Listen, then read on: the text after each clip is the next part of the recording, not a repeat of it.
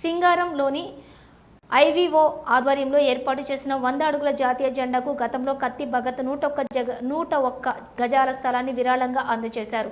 బుధవారం మరొక 433 గజాల స్థలాన్ని స్థలదాత కత్తి భగత్ ఐవీఓ కోఆర్డినేటర్ ఐవీఓ బాధ్యులకు అందజేశారు. ఈ సందర్భంగా వారిని ఐవీఓ బాధ్యులు శాల్వతో సన్మానించి బొకే అందజేసి అభినందనలు తెలిపారు. ఈ కార్యక్రమంలోని ఐవీఓ సూర్యాపేట జిల్లా అధ్యక్షులు డాక్టర్ గుండా మధుసూదన్, ఎగ్జిక్యూటివ్ నెంబర్ షేక్ రహీం తదితరులు పాల్గొన్నారు.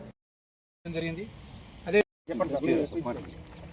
సూర్యాపేట జిల్లా కోదాడ ఇండియన్ వెటరన్స్ ఆర్గనైజేషన్ సభ్యుడైనటువంటి కత్తి భగత్ ఈరోజు మన జాతీయ జెండా ఏర్పాటు చేసినటువంటి 100 అడుగుల జాతీయ జెండా ఏర్పాటు చేసిన ప్రాంగణంలో గతంలో ఆ జెండా స్థలాన్ని విరాళంగా ఇవ్వడం జరిగింది.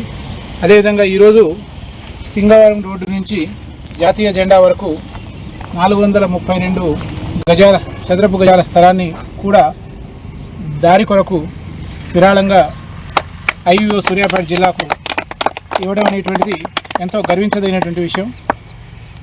కత్తి భగత్ ఒక మామూలు ఎలక్ట్రిసిటీ డిపార్ట్మెంట్లో చిరు ఉద్యోగిగా పనిచేస్తూ తనకున్నటువంటి దేశభక్తి, జాతీయ భావము, జాతీయ సమైక్యతపై ఉన్నటువంటి ఆలోచన వలన తనకున్నటువంటి దాతృత్వంతో ఈ యొక్క జాతీయ జెండా కొరకు ఈరోజు ఇంత స్థలాన్ని విరాళంగా ఇవ్వడం అనేటువంటిది ఎంతో గర్వించదగినటువంటి విషయం.